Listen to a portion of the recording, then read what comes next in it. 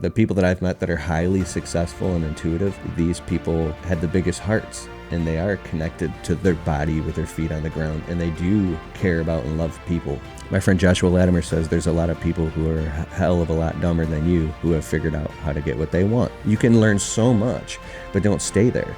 So you need a vehicle. You can jump up and down and scream that you want to be successful and read books, and you need a vehicle. A vehicle is something that you can get in and drive to a destination. We all want to be multimillionaires and we all want to be extremely successful, but can you handle the pressure and the responsibility? Can you stay conscious? Like my friend Joshua Latimer says, all the success in the world doesn't compensate for failure in the home. And I've learned very clearly, if you put like business and money and stupid stuff before God, it's just not going to work out.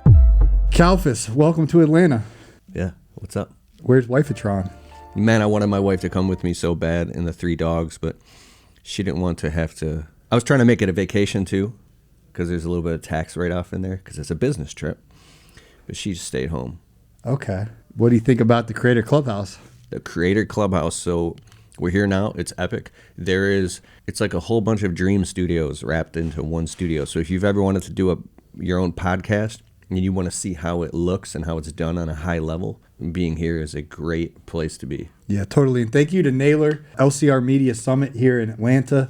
I appreciate him having you as a speaker, Jonathan Potoshnik, Marvin Salcedo, John Pajak, and several others were here for the LCR Summit, the inaugural one. And Naylor really pioneered, putting us in this cool spot to do this. Yeah, bro. Every time I come to a live event, because it's not easy buying a ticket and a plane ticket and traveling and, a little bit of the nerves of flying, just rushing through an airport and leaving your family. Then when you actually get to the event and you start having conversations, every time for me, I say, oh my God, this is another piece of the puzzle and I was supposed to be here.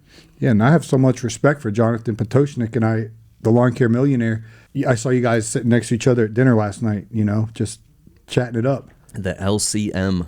Yeah, so funny story, way back in the day when I started my YouTube channel, after I got my landscaping business stables about the winter of 2013, I started my YouTube channel. By the time 2014-15 hit, we were getting about 400,000 views a month at 25. I had about 20,000 subscribers, and I'm at GIE. I'm running around with the camera, and I knew about Lawn Care Millionaire because I was binge watching his videos while plowing snow, and he was just straight to the facts. I call him the Eben Pagan of the green industry. Now, Eben Pagan is anyway, so I saw Jonathan Potoshnik back in 2015. I'm to my wife, I go, that's the Lawn Care Millionaire. I got to go meet him.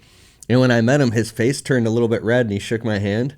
And I think it was because he's like, I know who you are. I've seen a bunch of your videos, wow, bro. But I think his face turned a little red because of how crazy I was in the videos and how I would act and the things I would say. Like, I guess someone in his position wouldn't dare do that. That's what my articulation of it was. I don't know. I was starstruck, bro, because this is somebody who has actually taken business in general at a high level and then parlayed that into another business in the technology field. So last night at dinner, when he sat down next to me, I'm like, bro, I was very careful and concise and extremely conscious when I asked him questions, and I made sure I wasn't trapped in my own ego. And I looked in his eyes and I asked him very heartfelt questions about business and family. And the answers that he gave me, like if I could put a monetary value, it'd be like, I would honestly say maybe anywhere from $10,000 to $20,000 would be worth in that 45 minutes of on and off conversation. Yeah, me and Kenny got to talk to him. It was awesome. Mm-hmm. What'd you take away from that 45 minutes of dinner with JP? Oh, okay. All right. We won't charge you guys $20K for this. Yeah. So, is walk a mile, see a mile. Hopefully, we all want to be multimillionaires and we all want to be extremely successful. But can you handle the pressure and the responsibility? Can you stay conscious? Like my friend Joshua Latimer says, all the success in the world doesn't compensate for failure in the home. And I've learned very clearly, if you put like business and money and stupid stuff before God, it's just not going to work out. So with that being said, I looked in his eyes and I asked him, like, how did you, build multiple multi-million-dollar businesses while staying a good husband and raising a family and doing these things? Because my wife, it's that one of those things like the kitchen has to be clean. My wife is very meticulous, and I've learned how to be a better man because of my wife. And I looked at him and he smiled. He's like, that resonates with me. And he said something like his wife, and I'm not trying to get into his business, but he shared this with me, obviously at a dinner table. Like when they're done eating dinner, that kitchen's got to clean immediately. Now think about it being an ADD entrepreneur. You got a million things you want to do. You want to look at your phone. Maybe you got it like every minute could be worth $500 per minute. But it was very clear to me that he has put his family first. And with that foundation in the home, now I'm really into like Gino Wickman, EOS, Get a Grip, Traction, Rocket Fuel, learning all about how to structure systems and like this is the part of my consciousness that was very weak. Like imagine your brain and you have muscles. I was very emotional about my business, and when people would coach me of how to like, I guess you could say the masculine context would be to be observant and to get your emotions out and put policies and structures and frameworks, things like that. So I would get frustrated. I'd be like, what do you mean? I don't understand. What is the system? I got to make money to pay. So when you're in survival mode, the prefrontal cortex of your brain that's connected to the amygdala, basically you're in fight or flight mode. When you're in fight or flight mode, your consciousness closes down and you can't actually calm down and build a system because you're in fight or flight mode. So that's why I say it's walk a mile, see a mile. So my question is, how do you fast forward your consciousness? So I would ask my life coach, Coach Rob, my biggest question back 10 years ago, Rob, I'm aware in the competency progression mile, I'm aware that there's a bunch of stuff that I don't know and I'm not implementing and I'm not integrating into my conscious life. I'm full of information from all these books, but there's a gap. It's like my head is cut off from my body and I'm floating in my head and it's stuck in emotions. But I said, how do I fast forward my consciousness? And there was only one word that kept repeating. If you study like earlier stuff by David Data and Ken Wilber, meditation, basically. So I went to deep meditation and started trying to get around successful people as much as possible. And so when I'm glad that I didn't talk to Jonathan Potoshnik maybe 5, 6, 7 years ago, because I would have been all over the place and be like, oh, how do you do it, man? What is it like to have a Lamborghini? So now when I can listen, I can hopefully remove my ego and just listen to where someone, when they're speaking, where they're at and what they're actually saying for real, and really take the time to digest it. So what JP said, Jonathan Potoshnik, he said his business was really growing when he put these policies and systems and structures, and then when he really started investing the money and hiring high-level employees and high-level management, then when he was talking about spending high six figures on high-level heads of the administrative or the CFO and the people in it, like to run certain areas of his business is the best as I can articulate what he told me. That's when it really started taking off, because now he hired people who were like entrepreneurs who were running their own businesses within his business. Like he didn't have to tell them what to do and have these conversations. They would just boom, blow up entire sectors of the business.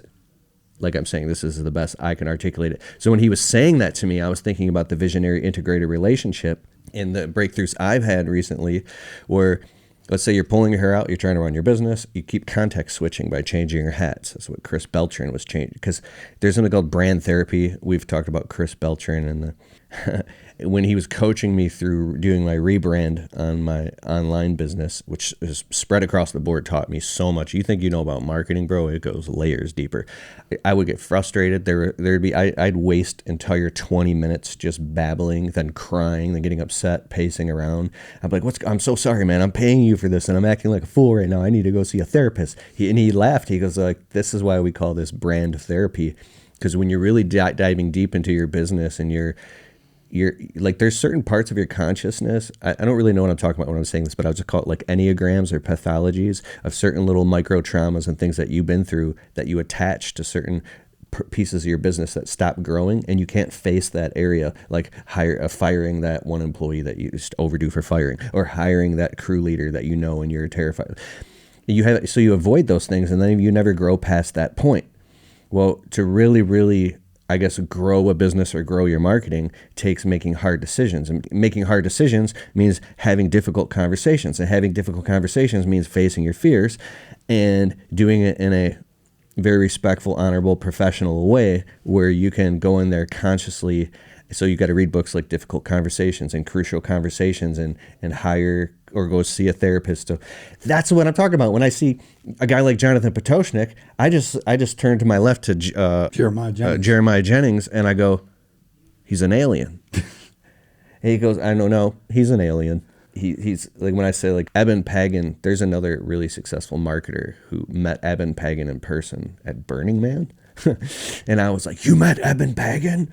Eben Pagan has built multi-$100-million online businesses. I'm like a super fan. I said, what's he like in person? He goes, bro, he's an alien. Because if you think about it, you only have 24 hours in a day. You got to sleep 8 of them. You got to spend time with your family, faith, fiscal, finance, fitness. You got to use the bathroom, shower, shave, eat, change, cook, clean, groceries. You got to do all these things. And how do you take that little tiny, like the average person who claims that they work really hard, studies have shown, only gets about 50 truly hyper-productive, focused in the zone minutes per day.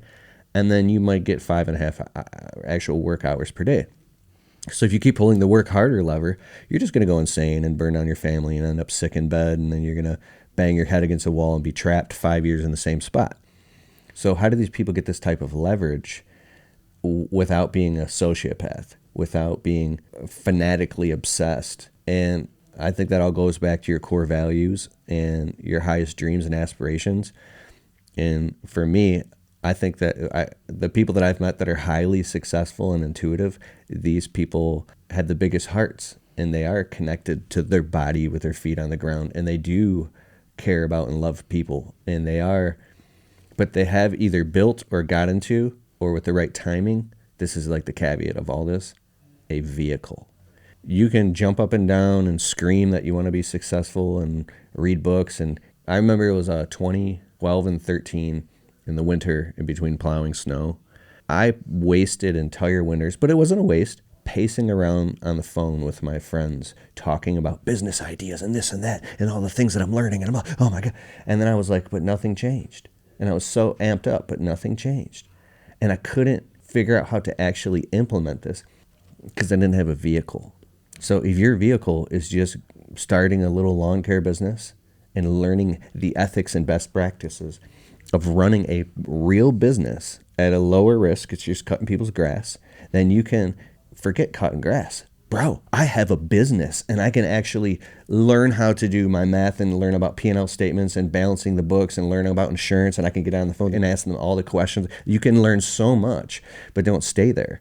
So you need a vehicle, whether you get in as a marketer in some business or you get a job, like you need a vehicle. A vehicle is something that you can get in and drive to a destination. So in the real practical, tangible, physical world, my friend Joshua Latimer says there's a lot of people who are a hell of a lot dumber than you who have figured out how to get what they want.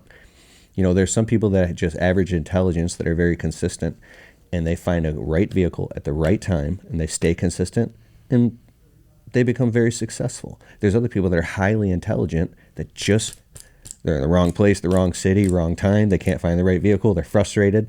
They know that they have a genius inside of them. And so there's all these different factors that come into play. And I'm obsessed with, the question of how do you God grant me the serenity to face this, accept the things I cannot change, to change the things I can, and the wisdom to know the difference and have discernment of what percentage, not black or white or all or none or always or never, what percentage of this is within my control and what percentage of it do I have no control over. And Tony Robbins said the quality of your life is directly proportional to the amount of uncertainty that you can comfortably live with. So can you deal with risk? Well, build up your risk muscle by taking small, like quantifiable risks. And after saying all that, bro, I'm nowhere near where I want to be. I'm more frustrated than I've ever been in my businesses. They're not growing fast enough. And I know it all ties back to me. I'm a total workaholic. I'm totally in love with, I love God. I love my wife. I'm really trying to get proper sleep and eat healthy and stay hydrated and be the best human being that I could possibly be. And I look at a guy like Jonathan Potoshnik and I'm like, he's an alien, bro. He's an alien. So, like, yeah, that's where my head's at right now, bro. It's so inspiring though, hanging out with him.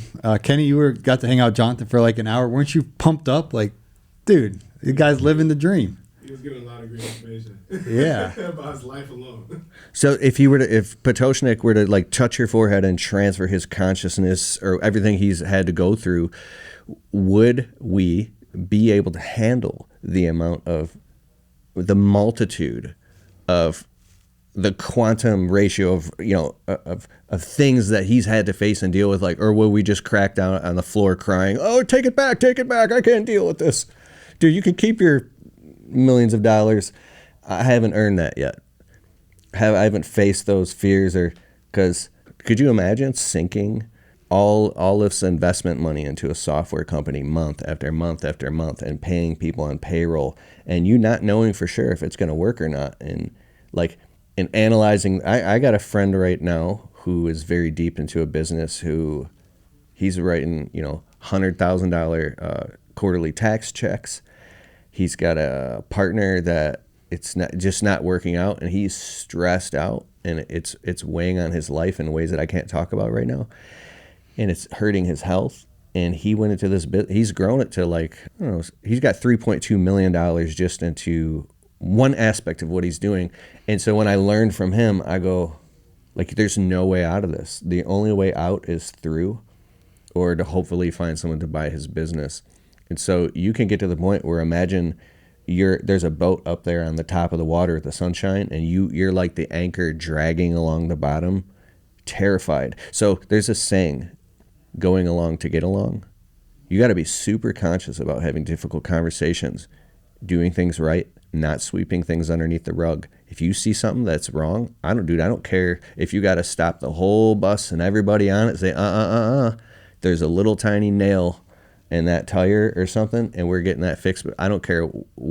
And then you can be too obsessed. Like, people that you actually trust will be like, oh, don't worry about that. No, that's good. Stop that. But if you know in your heart, I don't care if you look like a psycho to them, and like, no, I got to fix that before we go. This is just me being safe and conservative, because I have been overly, paranoid and conservative and anti-risk. But I know in my heart, if you see something, like I walked in the studio, everything's beautiful, but see how there's two different cords and cables. There's the camera, and then there's the microphone cable. There's you're supposed to have a gaffer tape down, and there's gaffer tape, but this next microphone was probably put in afterwards. Maybe people were in a hurry, didn't put a piece of tape down. Now, nothing's going to happen. It's fine. But if you don't put that piece of tape down and you walk away, somebody could trip on that, right? Now, do you as the business owner be the guy running around with the tape? No. You have to have somebody in place before you even throw an event. Hey, listen, you anticipate these things in advance. You have a checklist and make sure every single cord and cable and wire that's in a trip hazard zone is taped down, just in case X, Y, or Z. And it's like, so one little tiny thing can cause a big problem that you didn't foresee because you were busy. So if you sweep things underneath the rug, because it's like called a black swan. It's something that's probably not going to happen. If it does happen, it happens once in a blue moon. You really shouldn't worry about it and obsess over it. So that's logic speaking. And if you get obsessed with the black swans and the bad things that could happen, and you hear stories, you'll attract and build a case in your mind. Oh, that's why I can't grow a big business, because I have a little tiny business that makes 58 or 158,000 a year, whatever you make. And I had this thing happen, and I don't want to compound that chaos. That sounds terrifying. I can't deal with that. So that's why I think going up line and finding mentors and coaches and people who have done through it. They'd be like, oh, dude, we've been through that 5 times. We go through that every year, actually, because we have such a big business. Here's how you fix that. Do you take that advice? Do you go home and watch Netflix and scroll on your phone, or do you actually put that thing into practice? Well, here's the next question. I know I'm talking a lot. What if you actually don't even want to do the business that you have, and you don't put that thing into practice because you actually deep down inside want the heck out of your business and you don't even care, and you're avoiding it? Grant Cardone, love him or hate him, whatever. I read a bunch of his books. He said something interesting. He said, fall in love with the things that you hate. That's how you're going to get to the next level, is to learn how to love what you hate. So you have to master what's going on at this level and get really good at it, because that'll prepare you for the next Goliath. Because the self-discipline to do the hard things that suck and get through them, even though you don't want to do it, I think is some of the difference that makes the difference. We're doing some stuff in my business right now that I hate doing, but I know I have to do it. What's up, Naylor? Shout outs to Naylor for LCR Summit. So then you think about if you put on a ratio, so what if you have to book a Thursday night in your calendar and do a deep dive through your books and adjust something, or you got to do all this stuff. You just do it and you eat it and you do it.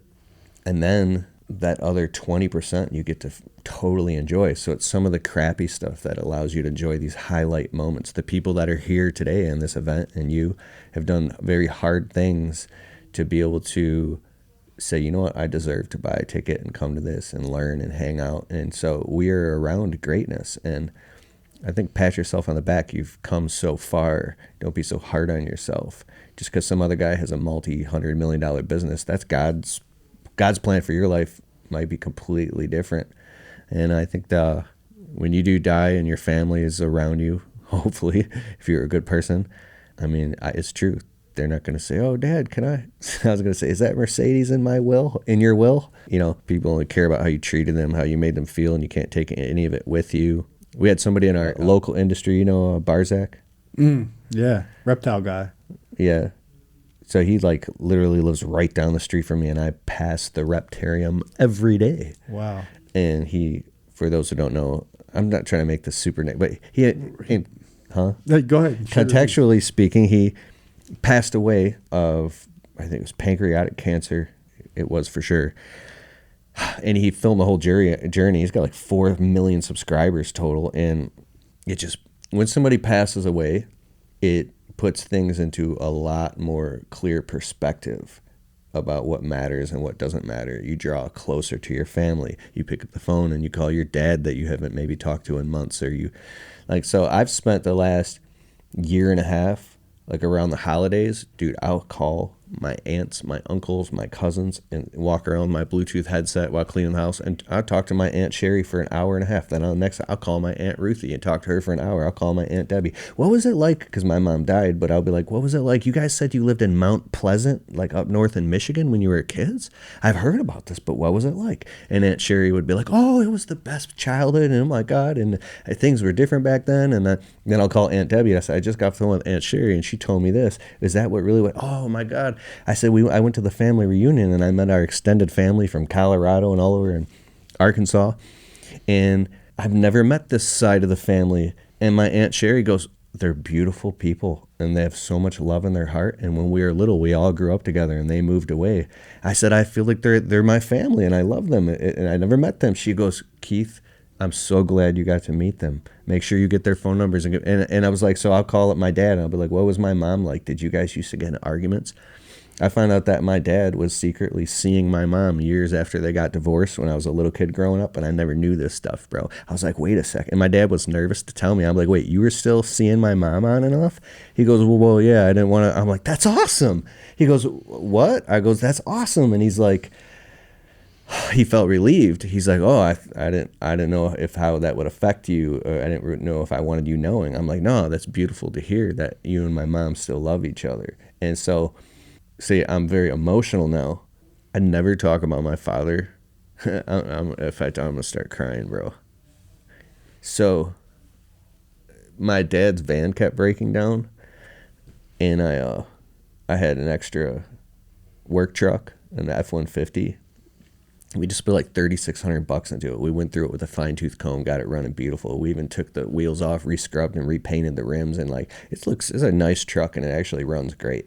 And my dad's van kept breaking down, and I'm at dinner with my wife, and my wife is like, just give him the truck.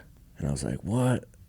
You know, all this issues pop up about how, like, I'm the son, I'm the kid. I'm like, what do you mean I've got to give my dad a truck? This is bull crap. And right before we came to the event, because I knew I had to get it done because it's winter, I went there, and I met my dad, and I gave him the keys and the title to the truck. We went to Secretary of State, and then we went and got put a battery in it, and transferred the title right over. I paid for everything, and then we went to the insurance company and got the insurance on it. Dude, it started right up, bro. And it was like right down the street. As soon as it started, there was a washer and dryer. My dad likes to do scrapping. So my dad has like a little lawn care business still. I started with him when I was a kid, and then I just went off and did my own thing. Like, he didn't help me or anything. We all grew up poor as heck. So he was so happy, and it started right up, and I helped him lift this heavy washer. And I mean, this truck's like solid, bro. And I even took the cash in my pocket and I threw it on the center console, and I just gave him money for gas. I just wanted to hook him up. And he looked at me and he's like, thank you. That really helped me out a lot. And his eyes filled up with tears, and I don't really ever see my dad cry. And then I gave him a real hug, like I love you, Dad. And I said, you're welcome. I love you. And I held my tears back, and I went and got in my brand new truck. And as I drove off, I saw my dad following behind me, and I just broke down crying, bro. Like, and I learned to, if you got to cry, let yourself cry. Don't hold it back. And I immediately called my wife, and I told her, and I felt so relieved. I'm kind of glad I accidentally cussed, because it stopped me from crying on your podcast. Changing my emotions real quick. But we can hold grudges against family members. And sometimes if there's things that a family member is a certain way and you disagree with, or you got differences, that's between them and God. And it's very hard. It's simple. You make it simple.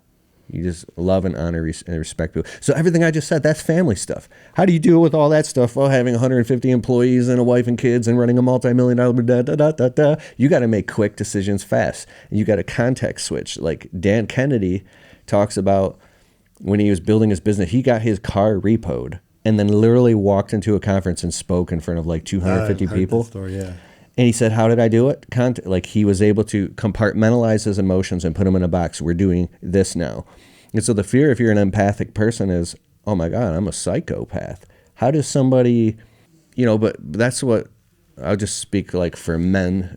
Traditionally, Mel Gibson wakes up 3 a.m. because the phone rings. He turns on the nightlight, answers the phone, and he goes, what? I'll be there. And his wife gets that nervous look on her face. She goes, no. And the next thing you know, he's putting on his belt, he's getting dressed, it's 3 a.m. And then she's pounding on his chest going, but you told me you weren't going to do that anymore, and that you retired, and you weren't a secret agent anymore, or whatever, right? I must go. And so she's crying, and then what does he do?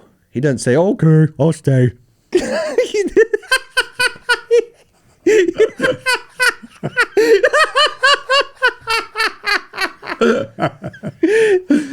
Dude, what does he do? He's riding off on the motorcycle in the middle of the night, bro. He's gone. And then she cries, and she's looking out the window. And what happens, bro? He crosses the Rubicon, the point of no return. You thought he was going to save the world, but now things got worse. Now it's an impossible journey.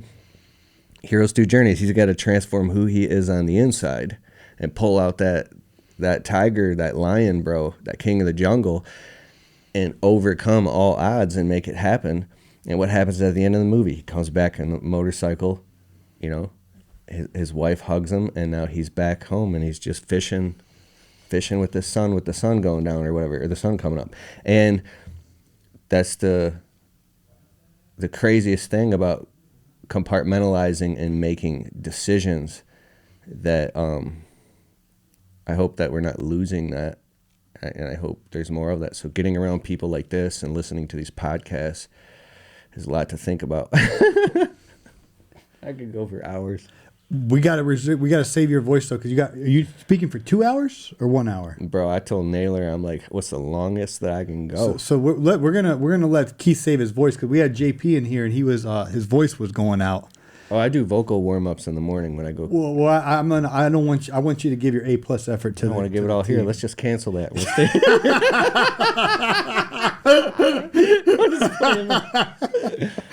Oh man, how can people connect with you, Keith? Huh? Never mind me. Just listen to more of Paul.